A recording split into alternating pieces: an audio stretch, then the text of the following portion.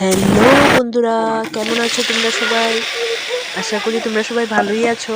আমিও ভালো আছি। তো আজকে হয়েছে রবিবার, তো আজকে বাড়িতেই আছি। তো সকালে একটু দেরিতে উঠেছি, আর উঠে বাসন টাসন ধুয়ে বাসি কাজটা সেরে টিফিন টিফিন খেয়ে এখন রান্না বসিয়েছি।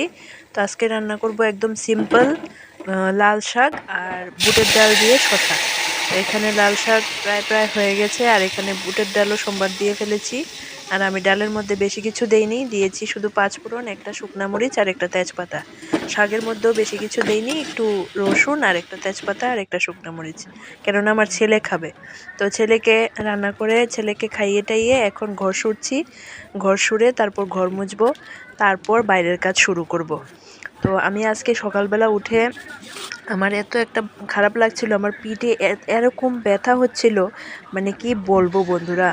মানে রবিবার দিন যদি ভাবি একটু ভালোভাবে দিনটা কাটাবো, কি জানি হয়, রবিবার দিনই আমার শরীরের কত রূপ। তো দেখো এখানে আমি ঘরটর মুছে তারপর ছেলেকে স্নান টান করিয়ে ঘুম পাড়িয়ে তারপর যাব আমি বাইরের কাজ করতে। তো আজকে আমি অনেকগুলি ঘাস তুলবো, কেননা 1-2 দিন বৃষ্টি হওয়ার পর থেকেই আবার ঘাস উঠে গেছে।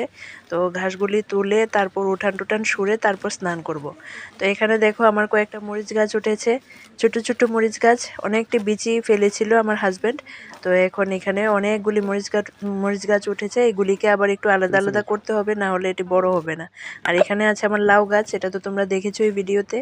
আর সব কাজ শেষ করে বেলা 3টা বাজে, এখন ভাত খেতে বসেছি। আর আমি খাচ্ছি লাল শাক, আর পাশের বাড়ির এক বৌদি কাঁঠালের তরকারি দিয়েছিল, সেটা দিয়ে খাচ্ছি। খুব ভালো হয়েছে কাঁঠালের তরকারিটা। তো আমার ভিডিওটা ভালো লাগলে লাইক কমেন্ট শেয়ার করবে। ধন্যবাদ সকলকে।